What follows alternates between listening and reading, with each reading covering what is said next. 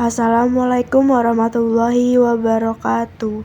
Perkenalkan, nama saya Syifa Cahya Nabila dengan NPM 2451051007, Prodi D3 Perpajakan.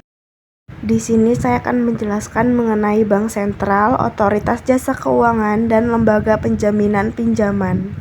Untuk yang pertama, saya akan menjelaskan mengenai Bank Sentral.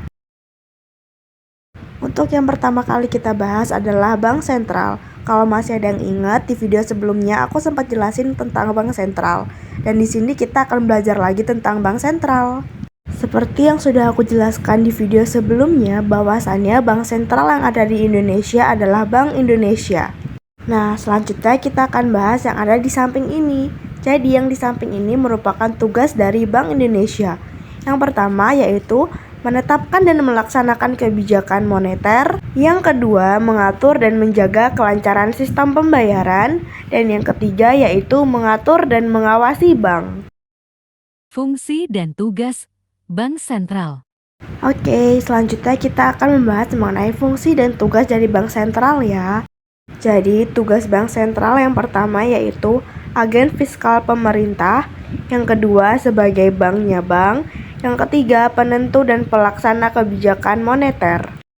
Yang keempat, pengawasan, evaluasi, dan pembinaan perbankan.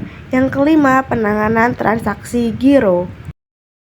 Selanjutnya, kita akan membahas mengenai Otoritas Jasa Keuangan atau biasa kita sebut dengan OJK. Selanjutnya, kita akan membahas mengenai fungsi dari OJK. Yang pertama, mengawasi aturan main yang sudah dijalankan dari Forum Stabilitas Keuangan. Yang kedua, menjaga stabilitas sistem keuangan. Yang ketiga, melakukan pengawasan non-bank dalam struktur yang sama seperti sekarang. Pengawasan bank keluar dari Otoritas Bank Indonesia sebagai bank sentral dan dipegang oleh lembaga baru. Apa tujuan dari OJK? Yang pertama, untuk pencapainya, BI dalam melaksanakan kebijakan moneter secara berkelanjutan, konsisten, dan transparan dengan mempertimbangkan kebijakan pemerintah di bidang perekonomian. Yang kedua, mengatasi kompleksitas keuangan global dari ancaman krisis. Yang ketiga, menciptakan satu otoritas yang lebih kuat dengan memiliki sumber daya manusia dan ahli yang mencukupi. Asas-asas OJK. Yang pertama, asas independensi. Yang kedua, asas kepastian hukum. Yang ketiga, asas kepentingan umum. Yang keempat, asas akuntabilitas. Yang kelima, asas keterbukaan. Yang keenam, asas integritas. Yang ketujuh, ada asas profesionalitas. Tugas pengaturan dan pengawasan OJK. Yang pertama, kegiatan jasa keuangan di sektor perbankan. Yang kedua, kegiatan jasa keuangan di sektor pasar modal. Yang ketiga, kegiatan jasa keuangan di sektor perasuransian, dana pensiun, lembaga pembiayaan, dan lembaga jasa keuangan lainnya. Yang terakhir, kita akan membahas tentang lembaga penjamin pinjaman.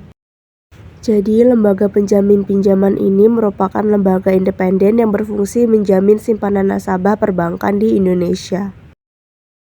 Ada dua fungsi dari lembaga penjamin pinjaman, yaitu yang pertama, menjamin simpanan nasabah penyimpan. Dan yang kedua adalah turut aktif dalam memelihara stabilitas sistem perbankan sesuai dengan kewenangannya. Tugas lembaga penjamin pinjaman. Yang pertama, merumuskan dan menetapkan kebijakan pelaksanaan penjaminan simpanan.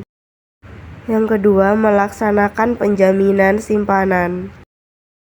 Yang ketiga, merumuskan dan menetapkan kebijakan dalam rangka turut aktif memelihara stabilitas sistem perbankan. Yang keempat, merumuskan, menetapkan, dan melaksanakan kebijakan penyelesaian bank gagal yang tidak berdampak sistemik. Syarat penjaminan lembaga penjamin pinjaman. Yang pertama, semua pembukuan bank tercatat dengan baik. Yang kedua, tingkat bunga yang diterima nasabah tidak melebihi tingkat bunga penjaminan LPS. Yang ketiga, tidak melakukan tindakan yang dapat merugikan bank. Sekian materi dari saya. Wassalamualaikum warahmatullahi wabarakatuh.